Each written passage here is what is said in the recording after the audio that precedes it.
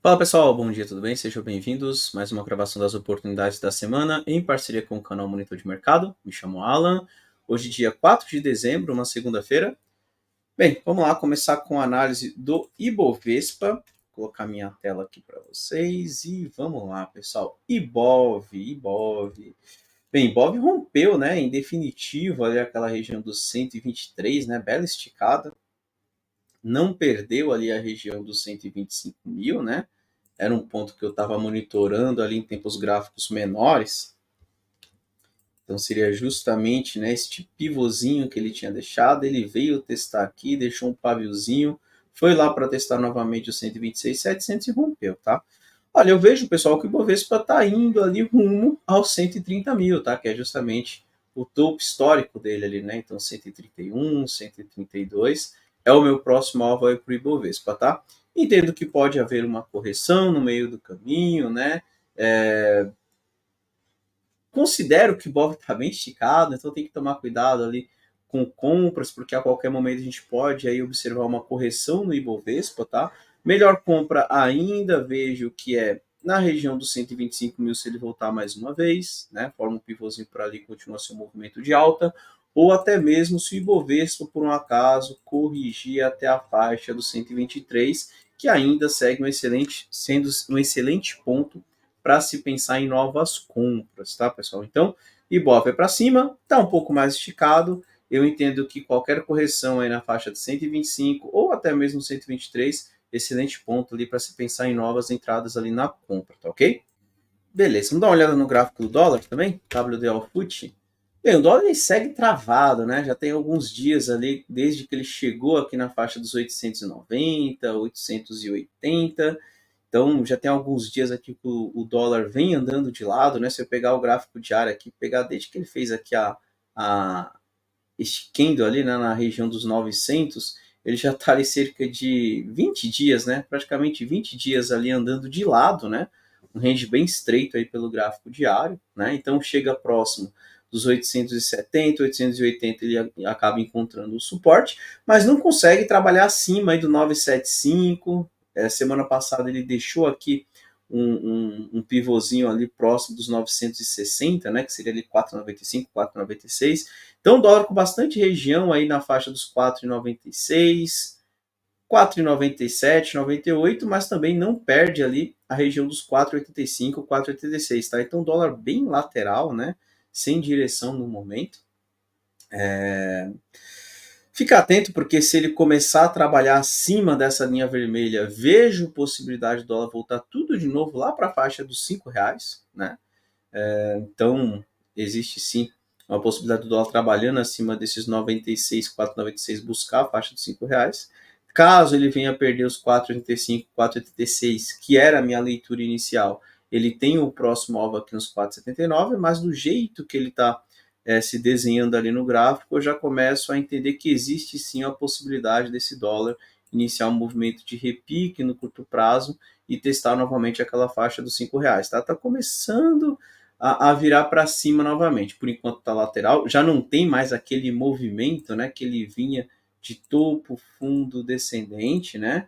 Então repara que ele vinha na movimentação de topo, fundo, descendente, e agora passa a já ficar um pouco mais lateral. Entendo que ele está testando os fundos, não está perdendo, e aí a qualquer momento ele pode iniciar um movimento de correção aí dessa última queda, e aí buscar novamente a casa dos R$ 5, que seria ali um ponto importante para ser observado, tá ok? Então, dólar lateral, né? Entre 4,96, 4,97 e a região dos 4,85, tá? Se romper acima aí dos 4,96, busca a faixa dos R$ 5. Se perder a faixa dos 4,85, 4,80, né? 4,79, 4,80 seria o próximo suporte. Beleza? Bem, pessoal, trouxe dois candidatos, né? Como a gente sempre faz aí durante a semana.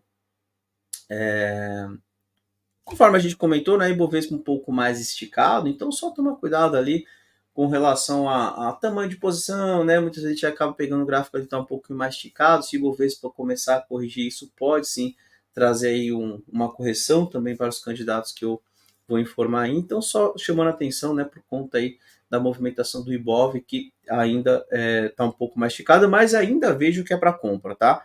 mesmo que haja correção, eu entendo que ainda assim é para se pensar na compra, né? Só que no curto prazo, pode ser que as ações acabem sofrendo um pouquinho mais ali se o Bovespa corrigir, tá? Bem, os dois candidatos que eu trouxe, eu vou começar com o gráfico de Tecnos, que é Tecni3, TECN3, TSN3, né?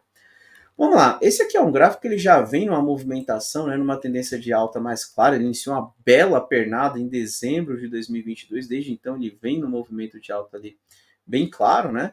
E repare que ele está segurando ali no teste de uma região de suporte, né? Tá certo que o ideal é que ele não fique, deixa eu só colocar uma linha mais fina que tá muito grossa ali. Então, o ideal é que ele não fique abaixo desse pivôzinho que ele está formando no diário. Então, não é para perder os 3,35, tá? Olha, alvo curto, né? Alvo curto, a princípio, o primeiro alvo que eu teria seria aqui na região dos 3,70 e se rompido depois na região dos 3,80.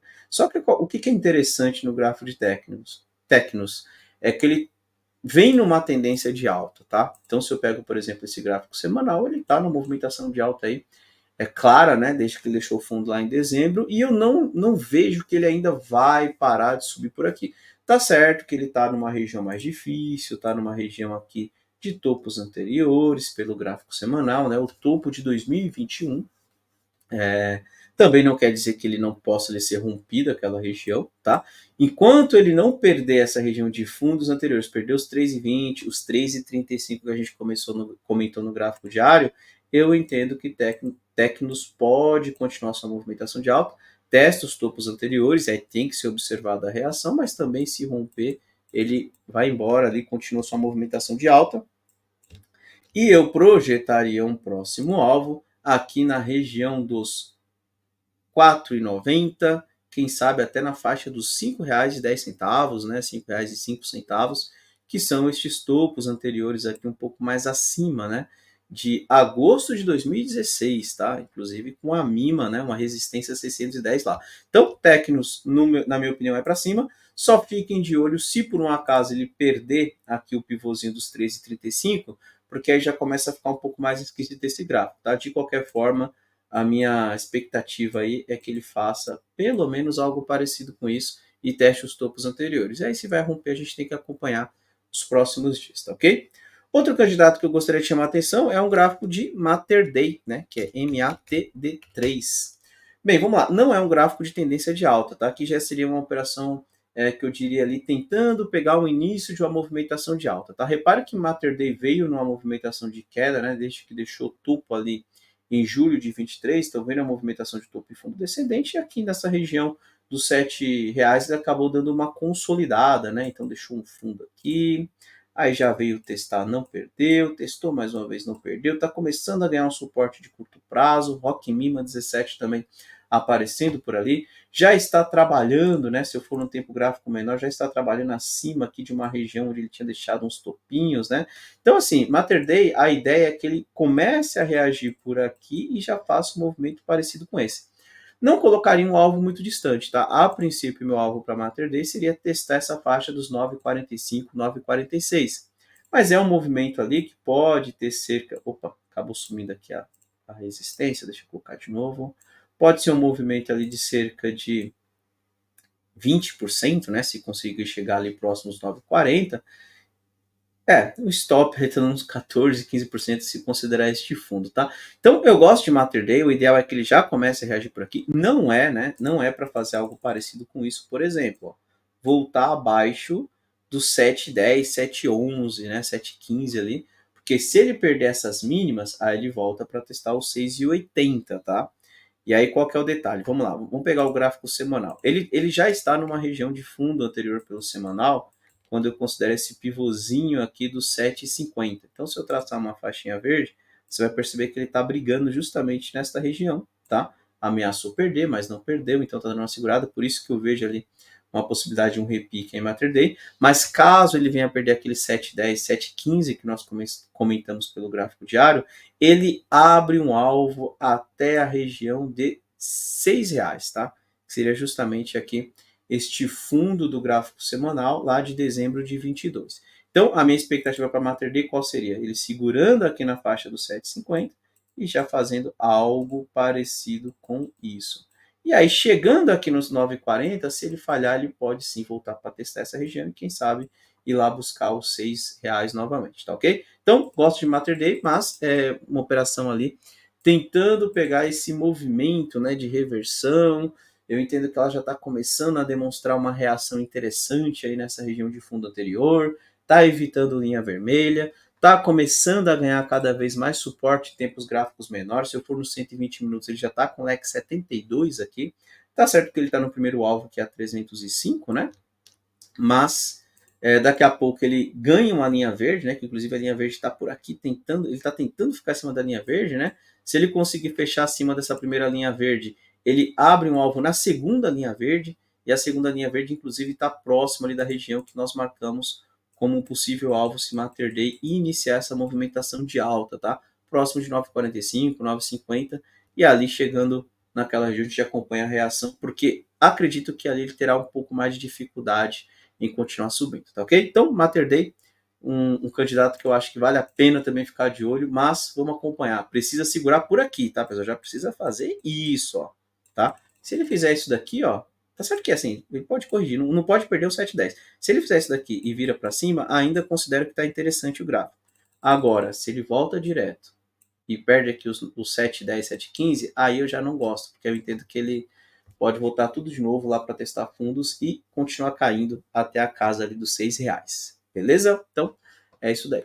Vamos dar uma olhada aqui no gráfico do S&P 500, né? Como sempre fazemos aqui em todas as semanas. S&P 500 chegou no alvo, né? 4.600, tá? Eu entendo que o S&P 500 pode ter um movimento de correção, mas ainda vejo que é para cima, tá? Na minha opinião, o gráfico da S&P 500 corrige para depois continuar subindo. Então, se você perguntar o que eu acho como mais provável o S&P 500 fazer, seria algo parecido com isso. Ele corrige, quem sabe, aí próximo dos 4.400, testar essa linha de tendência, forma o pivô e depois vem para testar os 4.500 novamente e quem sabe os 4.600. Se rompido, aí ele pode ir lá para testar a região dos 4.800, que seria um próximo alvo que eu tenho quando eu pego os topos anteriores, né? O topo ali que ele deixou em 2021, tá, pessoal? Então, possibilidade do S&P 500, se por um acaso fizer um desenho parecido com esse e romper esses 4.600, buscar o teste lá dos 4.800 mais para frente, tá ok? E para finalizar, vamos dar uma olhada no gráfico do Bitcoin, né? Então, vamos lá, o Bitcoin também chegou no alvo, né? 50% de retração do gráfico semanal, 42 mil, né? Então, aqui, ó, 50% de retração de toda a pernada de queda e o Bitcoin foi lá testar, tá ok? Tinha chegado aqui na faixa dos 38 mil, ficou ali travado, né? Durante alguns dias. Se eu coloco o gráfico diário, você consegue perceber, ele bateu cabeça em alguns momentos aqui nos 38 mil, mas também quando rompeu foi embora, tá?